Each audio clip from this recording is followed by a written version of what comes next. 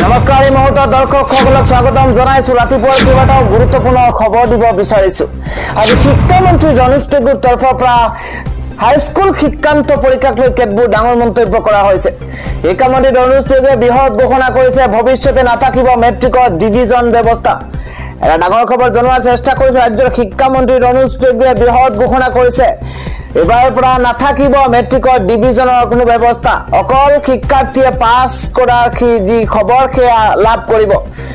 উত্তীৰ্ণ হৈছে না অনুত্তীৰ্ণ হৈছে সেয়া লাভ কৰিব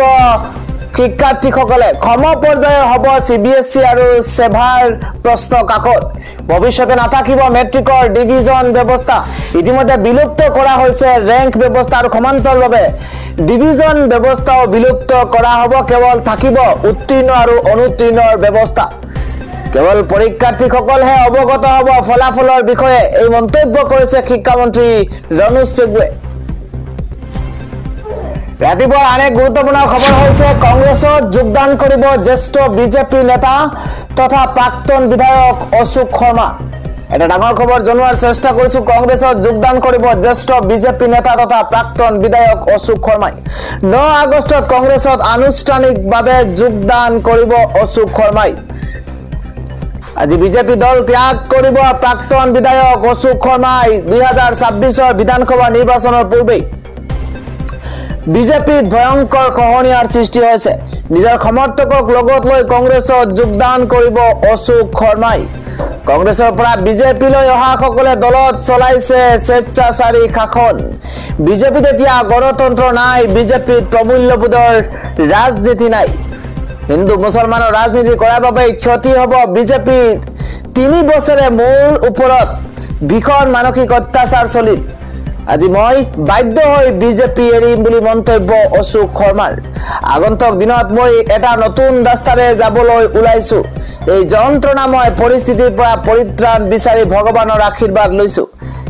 আমি যেটো সংগঠন কৰি আজি এই পৰ্যায়লৈ আনিছো সেইটো আজি কেইজনমান ব্যক্তিৰ হাতুৰাৰ চেপাত প্ৰায় নিখেষ হ'বলৈ ধৰিছে বিজেপি এৰাৰ পূৰ্বে এইদৰে মহা বিস্ফোৰণ ঘটাইছে জ্যেষ্ঠ বিজেপি নেতা তথা প্ৰাক্তন বিধায়ক অশোক শৰ্মাই আন এক গুৰুত্বপূৰ্ণ খবৰ হৈছে ৱাইনাডৰ ভয়ংকৰ ভূমিস্খলনৰ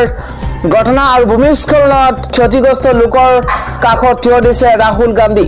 ৱাইনাডৰ গৃহহীন হোৱা লোকৰ কাষত ৰাহুল গান্ধী আৰু প্ৰিয়ংকা গান্ধী এখন বিদ্যালয়ত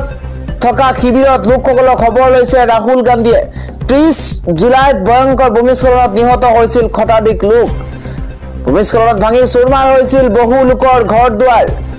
আৰু ইয়াৰ পাছতে ৱাইনাডত সৃষ্টি হৈছিল ভয়ংকৰ পৰিস্থিতিত প্ৰিয়ংকা গান্ধীৰ সৈতে শিবিৰত থকা লোকসকলক সাক্ষাৎ কৰিছে ৰাহুল গান্ধীয়ে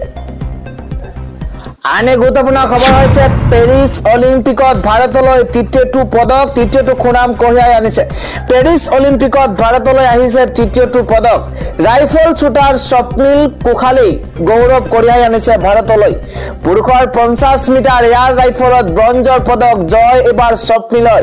শ্বুটিঙত ইতিমধ্যে দুটা ব্ৰঞ্জৰ পদক লাভ কৰিছে ভাৰতে 10 মিটাৰ এয়াৰ পিস্তলত দুটাকৈ পদক জয় কৰিছে মনু ভাকেৰ সৌৰভজাত সিঙৰ মনু ভাকেৰে একক আৰু মিক্স ইভেন্টত জয় কৰিছিল পদক স্বপ্নিলৰ সফলতাৰ পাছতে এইদৰে ভাৰতৰ পদকৰ সংখ্যা 3টালৈ বৃদ্ধি পাইছে পেৰিছ অলিম্পিকত এইদৰে ভাৰতলৈ তৃতীয়বাৰ পদক আৰু সুনাম কঢ়িয়াই আনিছে স্বপ্নিলে